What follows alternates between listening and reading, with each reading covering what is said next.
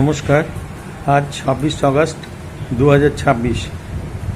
প্রথমেই বলি যে সরকারের জিরো টলারেন্স দুর্নীতিতে তার প্রমাণ পাওয়া যাচ্ছে যে কয়েকদিন যাবৎ অ্যান্টি করাপশন ডিপার্টমেন্ট বিভিন্ন সরকারি চাকরি যারা দুর্নীতিগ্রস্ত, যারা ঘুষ নিচ্ছেন তাদের হাতে নাতে ধরছে। সেরকম আজকে একটি ঘটনা ঘটেছে। ঝাড়গ্রামের রতন সরকার নামে এক পুলিশ কনস্টেবল 5,70,000 টাকা ঘুষ নিতে গিয়ে ধরা পড়েছে বালি চালান করতে গিয়ে। 20 জন এমপি যারা কদিন আগে এনসিপিআই দলে যোগ দিয়েছেন তাদের গতকাল সুপ্রিম কোর্ট নোটিশ দিয়েছিল।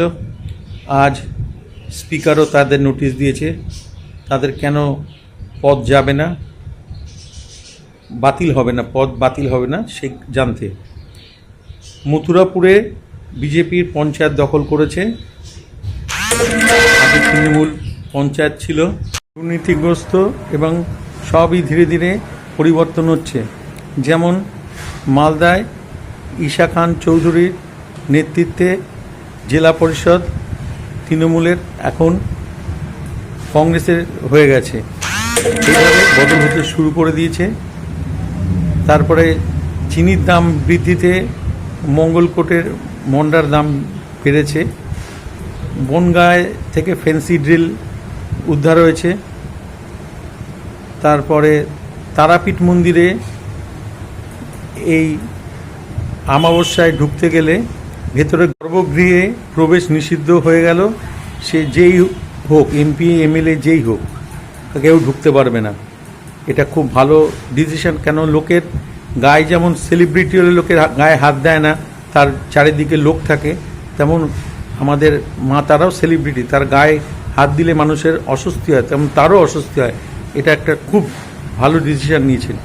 এরপরে প্রধানমন্ত্রী বলেছেন যে দিমাকি নকশাল যারা পশ্চিম ভারতবর্ষ থেকে শেষ হয়ে গেছে, এমনি নকশাল এবার দিমাকি নকশাল যারা শহরের সরকার নকশালি করে, তাদের বুদ্ধি লাগিয়ে তারা সমাজের ক্ষতি করে, তাদের এবার বার করবে, তাদের বিরুদ্ধে শাস্তি হবে।